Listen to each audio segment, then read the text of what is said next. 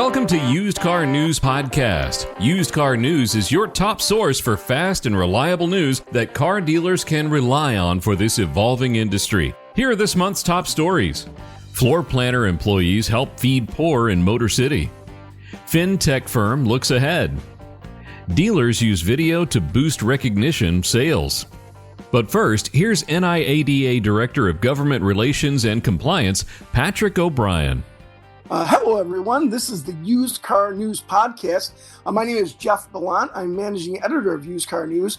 And this month we have a great guest. It's Patrick O'Brien. He's the NIADA's Government Relations and Compliance Director. Welcome, Patrick. Jeff, the pleasure is all mine. Thank you for allowing me to crash the party. This is a fantastic podcast. I'm glad to contribute to its content. Oh, no, this time of year, you are the party, Patrick, because I got to meet Patrick. I did not sit on one of his sessions at the National Convention in June, but we did get a chance to meet briefly. September 15th to 16th is going to be the NIADA's National Policy Conference. Describe it real quick. Give people a little description of what that is. So it is the premier policy conference for the used car industry. We have generally over 100 meetings on Capitol Hill, where dealers go and express their concerns, interests, and advocacy efforts on matters that are consequential to their industry. That's on the 16th. And the day before, we have a wonderful general session where we have a bunch of educational sessions where we hear from, and I can go over it in greater detail as you wish, but we've got some great panels and we've got some government speakers and really just set them up for success for their day on Capitol Hill the following afternoon and morning. September 15th through the 16th. And I did attend it once. It's a decade now. And it was interesting. I was hanging out with the contingency and they were meeting with a staffer for Marsha Blackburn, who's Congresswoman at the time. And it happened to be the day that they voted on Speaker when Paul Ryan was elected. And what was great was the Tennessee folks, Dave Andrews and the gang, were chatting with the staff member. And because the vote went the way it went early or whatever, Marsha Blackburn came back, so they actually got to speak with her. So I know you don't always get to speak with the actual lawmaker, but you do speak with the stakeholders there in the office, and that's always good. So anyways, I would say I've never talked to a dealer who didn't enjoy it, and it's a great event, but we're going to get on that in a second. First, Patrick O'Brien, I'm looking at your bio. You are not an inexperienced guy taking over this role, because it was this year, right? You took over? Just 3 months and 3 months and 9 days, but who's counting? Okay. Tell us a little bit about your background. Sure, thanks. I've been a Washington hand for over 2 decades now. I started my career off on Capitol Hill, working in the U.S. Senate, a little over 4 years there. Pivoted away from Capitol Hill in 2003, decided to try something completely different from what my boss on Capitol Hill did, who focused really on armed services and the Judiciary Committee. So I pivoted over to the financial services sector, where I spent some time lobbying on behalf of the independent insurance agents, and then I moved over to some lobbying on behalf of community banks. And then I had what I consider a great opportunity to what I like to frame as go back to school, if you will, boot camp. And I had an opportunity to go to the Treasury Department and do legislative affairs on behalf of the Treasury Department. And I viewed that as a way to exercise my craft of advocating for important policy matters, but on behalf of a whole new constituency, which was the U.S. government. And I really thought I would do that for a couple of years, then bounce back to the private sector. And a couple of years actually turned into 8 years at the Treasury Department. And then I had an opportunity to go over to the CFPB, where I did legislative affairs over there for a couple of years. And then I had another opportunity to return back to the Treasury Department in an executive role, a non-legislative capacity. And I took that opportunity to gain some management experience, did that for several years. And then the carousel kept spinning, and I jumped back over to the CFPB in 2022, where I had the great privilege of overseeing the agency stakeholder engagement efforts with the entire cross-section of stakeholders, whether it's Congress, industry, the interagency, and the civil society groups. So to really get a fresh perspective of the entities that work with the CFPB, and the entities that oversee the CFPB, and the entities that are affected by the CFPB's rulemaking and policymaking authorities. And then I had to, again, as life kind of turns in various directions, I had a wonderful opportunity to join NIADA this past spring and jumped at the chance, and I've been off to the races ever since. Fantastic. Did you know anybody from the NIADA before you? I mean, how did that? I don't know if you can say how they approach you approached them, or did you know someone through them? So I certainly knew who NIADA was because I had attended some of their events. I had staffed the previous director in fact, at the Legislative Policy Conference in 2022 under Director Rohit Chopra. So their reputation preceded them as a center for excellence for independent dealer advocacy. But as far as knowing somebody, I was actually introduced to our CEO, Jeff Martin, by way of one of our colleagues at the CPB. Jeff was doing some due diligence on people that would be a good fit for this role. And he reached out to someone and said, I got your guy. Let me give you his cell phone number. And we connected and had a great chat, and it just kind of cascaded from there. Yeah, Jeff is a great guy. It was great for them to have him as the CEO. And let me ask you this. Were you born in DC? Are you from there?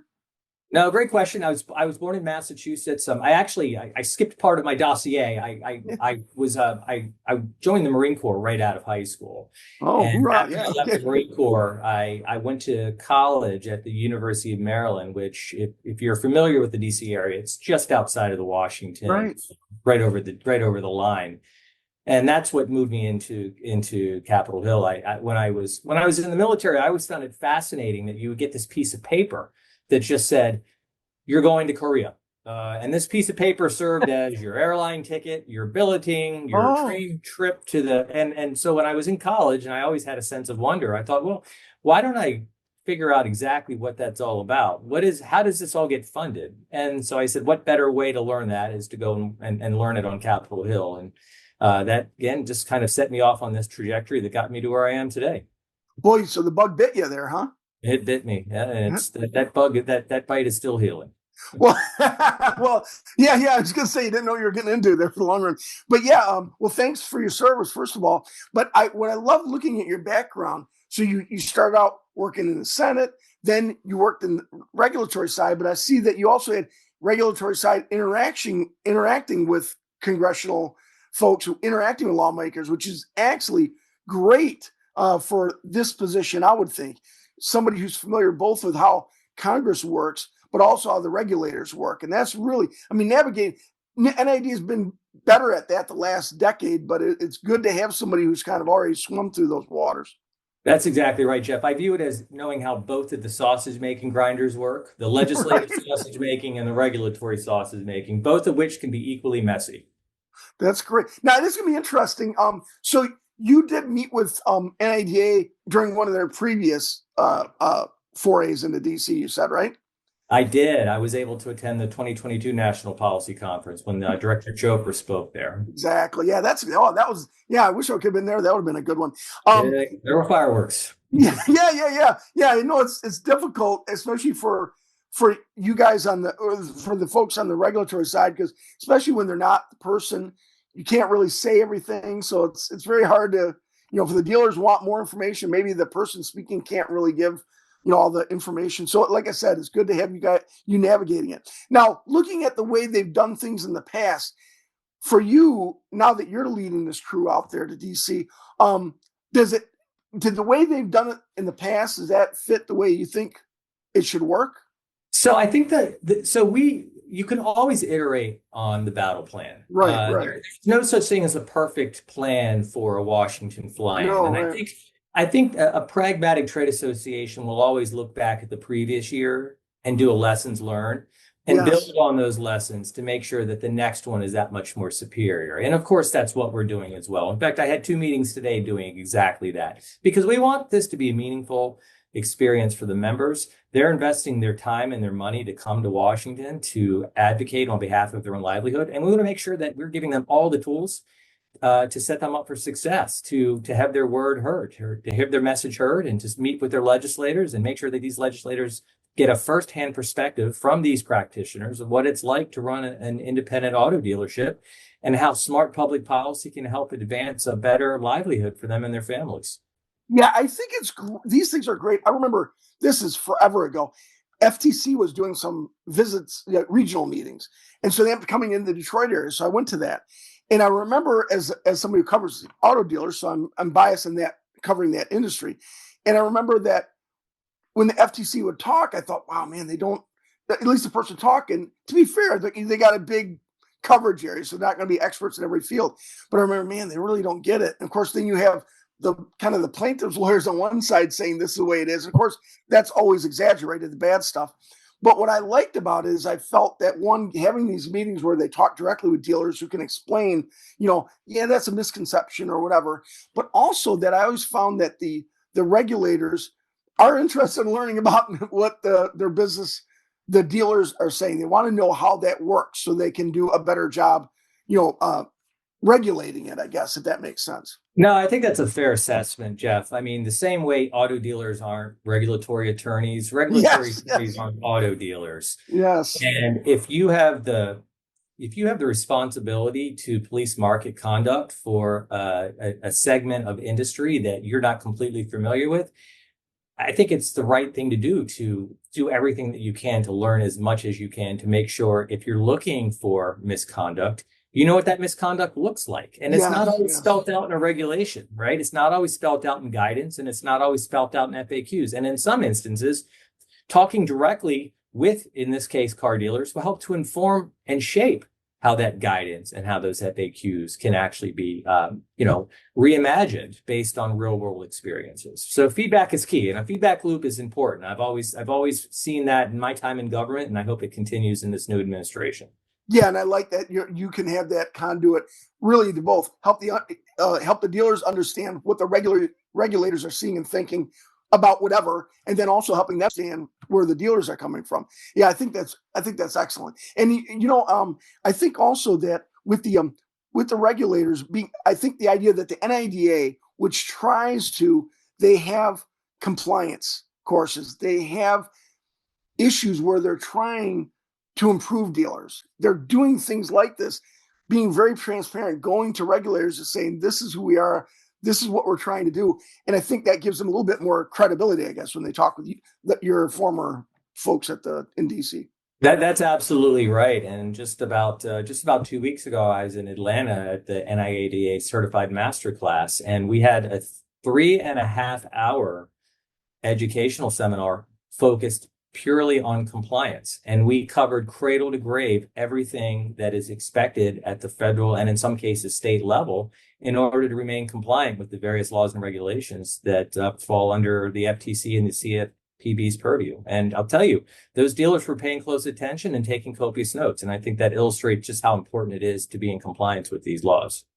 Yeah, and I think too, yeah, for sure. And I think also the fact that NIADA now has been seriously doing these meetings for a decade now, or over a decade, that builds on it. So now it's a regular part of DC that this group is coming. And then, of course, I know the last couple of years, you said this year, 100 meetings, which means a lot of lawmakers are going to be hearing from dealers every single year, which is fantastic, because I think you build relationships I assume that understanding becomes progressive, I guess, over time, in terms of knowledge building and all that. That's exactly right. You want to cover as much ground as you can. And I'm very pleased to note that our attendance has exceeded our attendance from last year. So interest continues to grow. And I think that is an illustration of just how important our members feel coming to Washington and helping to affect positive change and advocate for these policies can really affect their bottom line. And I commend them for taking the time out of running their dealerships to do it. It means a lot to me.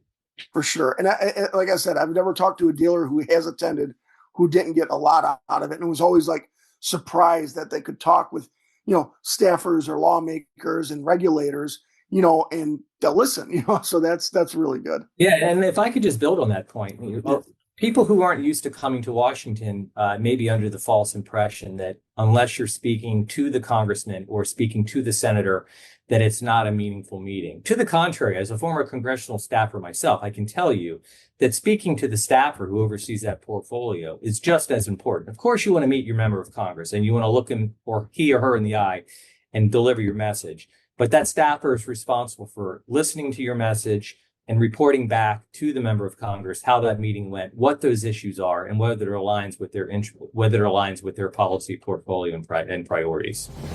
Competition is fierce in the used car arena, so how can you ensure that your pre-owned inventory stands above the rest? Success starts with the quality of your leads. Auto Trader for Independents offers products that help drive high-quality leads for independent dealers like you. Kinetic Advantage team members volunteered at Forgotten Harvest in Oak Park, Michigan on July 9th, helping fight hunger in Metro Detroit. Led by Joe Keetle and Lori Kerr, the group sorted donated food, repacking items like chicken nuggets and pastries for distribution. This effort is part of Kinetic's broader charitable mission, with similar events held in cities like Houston and Atlanta. They were joined by members of the Michigan Independent Automobile Dealers Association. Keetle emphasized the importance of building relationships and supporting communities, while Kerr highlighted Forgotten Harvest's farm and opportunities for volunteers to get involved. LendBuzz is making waves in the automotive market, showcasing its growth at the NIADA convention in Las Vegas. CEO Amite Kalmar highlighted strong Q1 and Q2 performance, $2.1 billion in securitizations to date, and new features like Express Contract to streamline dealership processes. The company is also launching a vehicle service contract product aimed at independent dealerships. Kalmar emphasized the importance of a stable economy for growth and noted optimism about inflation control. LendBuzz recently won the Consumer Lending Innovation Award for its transparent, efficient approach to lending, appealing to both borrowers and lenders. Independent dealers shared their secrets to social media success at the NIADA convention with a lively panel featuring Shay Phillips, Kelly Midget, and Craig Stoll. Phillips, dressed as Uncle Glory, emphasized creativity and fun, while Midget kept it simple, filming unscripted, off-the-cuff videos about his passion for cars. Stoll, with millions of monthly views, stressed authenticity, be yourself.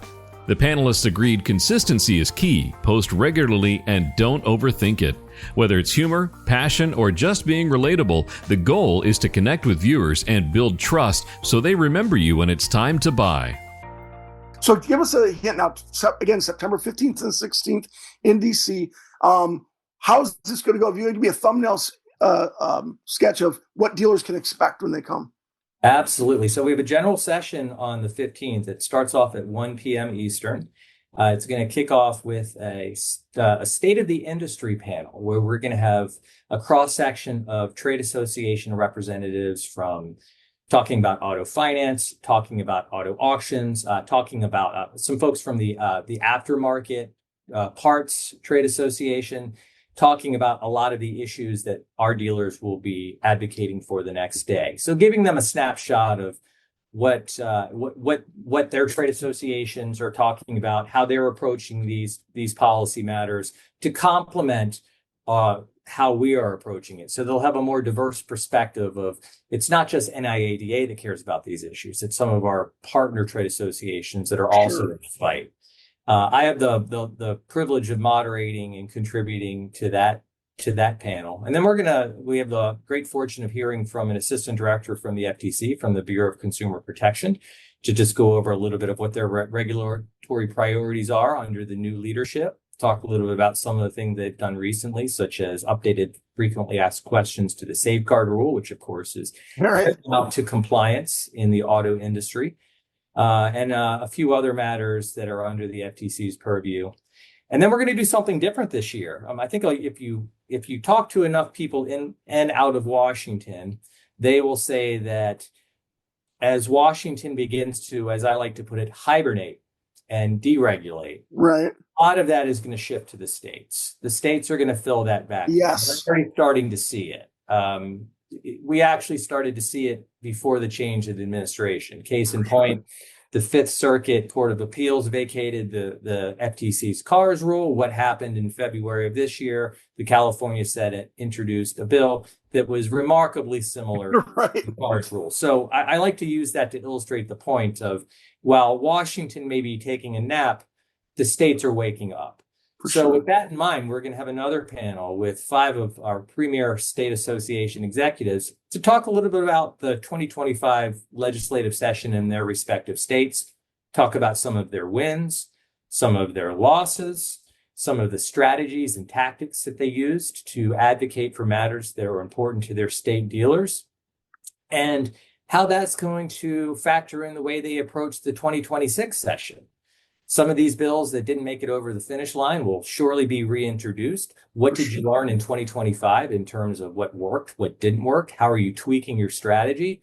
To really let the dealers in the audience know that while you're here to advocate on behalf of federal policy, let's not lose sight of the fact that there is going to be an enormous amount of activity in all 50 states in 2026, and your state executives are there to advocate on your behalf. So it's really a two-pronged approach to advocacy. We're talking about federal advocacy on the 15th and 16th, but we don't want folks to lose sight of the fact that there's going to be a flurry of activity in the states when these state houses come into session through the spring. Yeah, I like that. Before you finish, go on.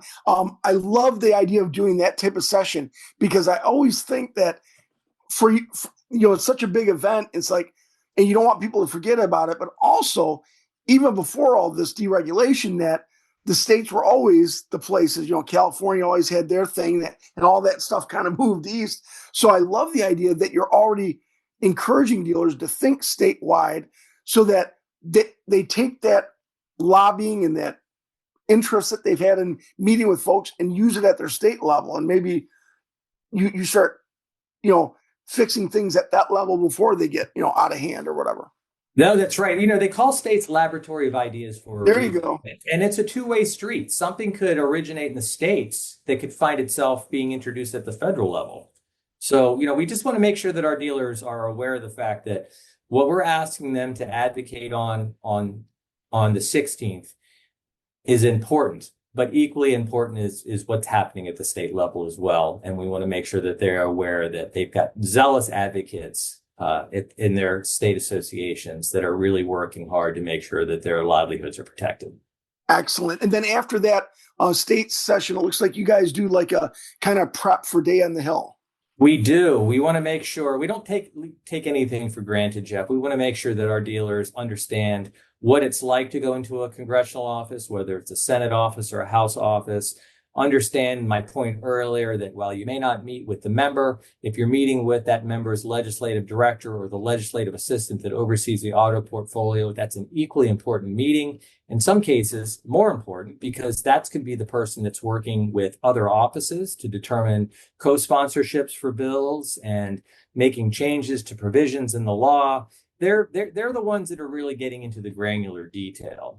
You know, we also want to make sure that they're fully informed of the policies that we are asking them to go up and advocate for. So we walk them through the contours of these bills. We talk to them about what the major provisions are, what that impact would mean on their bottom line, who has co-sponsored those bills, and use that as a way to see if they can get an uptick in those co-sponsorships. We have, for example, we have one bill that was just recently reintroduced in the Senate, but it doesn't have a House counterpart. A great outcome from our policy conference would be a House companion bill on the heels of our fly-in.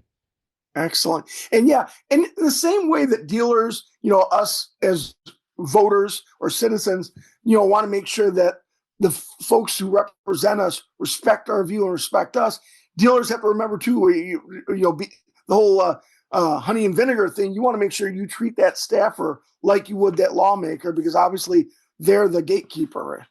That's exactly right. And then just to kind of put a capstone on this, the 15th concludes with a couple of events surrounding NIADA's Political Action Committee. It does cost money, doesn't it, to do all this, right? well, good advocacy is typically grounded in campaign contributions. Yes. If legislators could legislate purely on altruism, I'm sure they would, but they have to raise money to stay in office. And what we want to do as a trade association is work hard to make sure that members of Congress who support our industry, to the extent that we're able to support them financially, to keep them in office, to continue to support our industry, that we're doing everything that we can. So we have two events around our Political Action Committee that's really helping to focus and encourage contributions to the extent people are willing to do so that we do have those resources to support those candidates to support their industry. And then the next day is when the rubber hits the road and you guys you go in groups of what, 3 or 4 or 5 or 6 or whatever in your meeting? It varies, but it's between 4 to 8, roughly, I would say is the average. And you're right, we storm the hill and we go and we divide and conquer, if you will. And we get up first thing in the morning, take a bus down to the hill. and start our meetings. And then and midday, we have a wonderful lunch planned at the Library of Congress members room. Oh, nice. Where folks will be able to take in the sights and all the opulence that is the Library of Congress, rub shoulders with a couple of members of Congress along the way, then go back to advocating on the Hill. And then we wrap things up with a wonderful cocktail reception in the Cannon House office building, specifically the House Budget Committee, which is a beautiful ornate room where the budgets are written. So the beginning of the appropriation season originates with the Budget Committee. Nice. And we'll have an opportunity to spend some more time with members of Congress. We're encouraging participation. We're very happy with some of the commitments that we have from members so far. And we're hopeful that once they come back into session after Labor Day, we'll have even more that have committed to come by and say hello to members from their dealer members from their district. Yeah, it's nice to be able to do this in mid-session as opposed to during the campaign season. You'll get their attention there a little bit better. Exactly. But I do like that you end up doing a little bit of recapping amongst yourselves after that day on the Hill. I think that's a really important part of it. It is.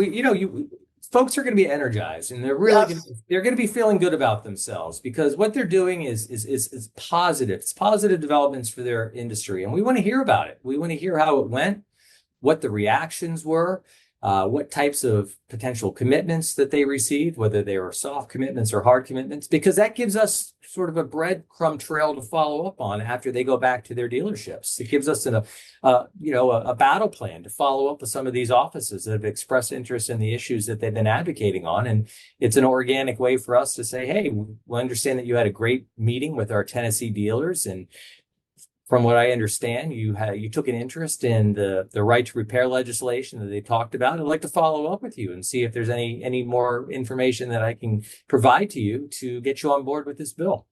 Folks, you can check out your NIADA.com, NIADA.com. I don't know if the hotel block is kind of late, might be filled, but even if it's not, or even if it is, definitely the organization will be able to find you a place, direct you to a place to go. It's not too late, folks, to sign up for this. You really want to. It's a great experience. As someone who's just a reporter covering it, was a great experience. But when it affects your livelihood and your business, it's really important. And I know you guys are going to be talking about the Parts Act. You're going to be talking about what's the other one? It's the Parts Act. We'll be talking about the Parts Act, which helps to disrupt this growing trend of an illicit catalytic converter trade. Yes. By putting unique serial numbers on the catalytic converters, creating record-keeping obligations for some of the scrap yards that may be complicit with this black market and some of these pernicious actors that are pulling up with trunk loads of catalytic converters. Requires traceable payment methods, so you can't pay in cash with if you're buying these catalytic converters. So that's great, because it's a consequential matter. It affects individuals on sides of streets. It certainly affects dealerships, where you can have a criminal sect that'll pull up to your dealership after hours and just absolutely they're incredibly good at what they do, and they can cover a lot of cars in a short period of time. And just moving right along, we'll be working on right to repair legislation. Which that's been a long battle for sure.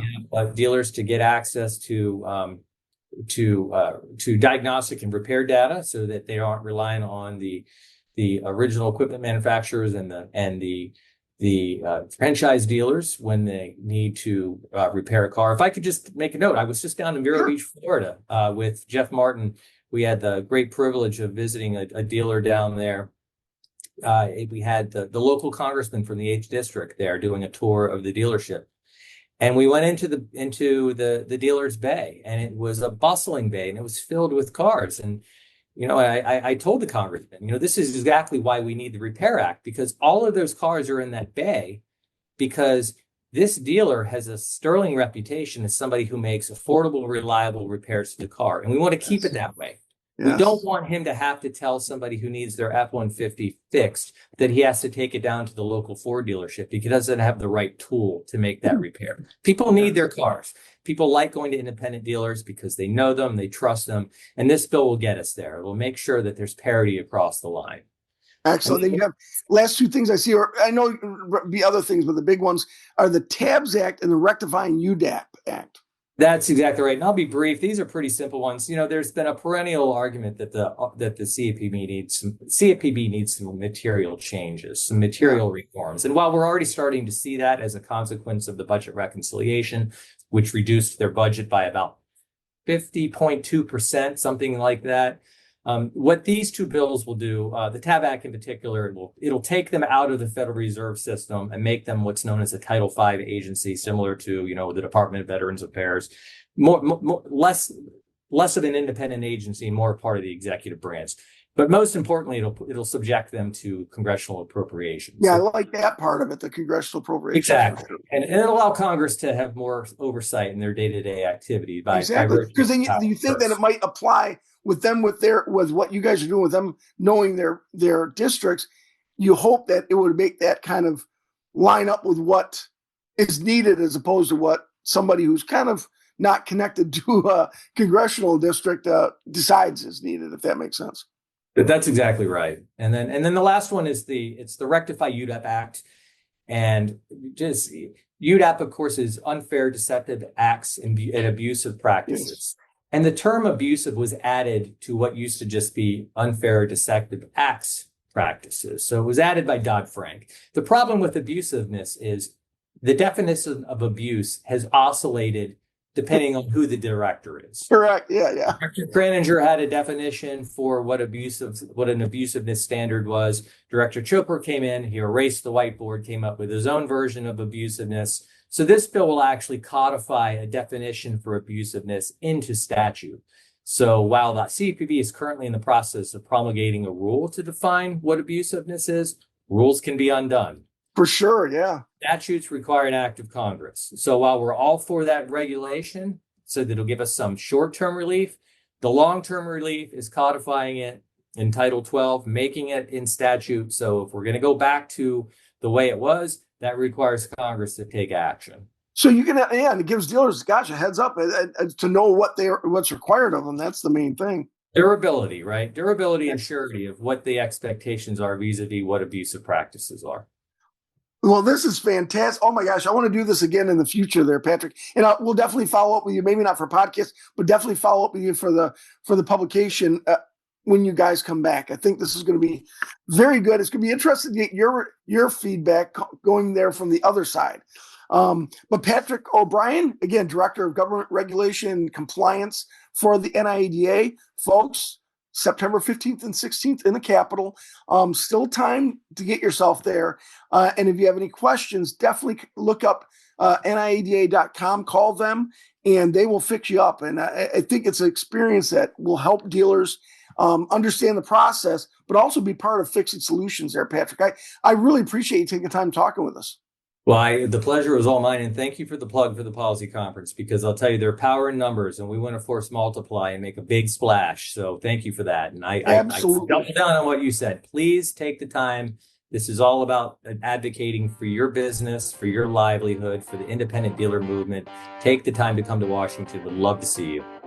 All right. On behalf of Patrick O'Brien, the NIADA, and here at Used Car News, this has been the Used Car News Podcast, folks. Have a good one. Thanks for listening to Used Car News Podcast. Each month, we'll bring you fast and reliable news that car dealers can rely on for this evolving industry. For a free subscription of Used Car News, please go to usedcarnews.com. This podcast is a production of BG Ad Group. Make sure to share us on social media and like and follow wherever you get your podcasts.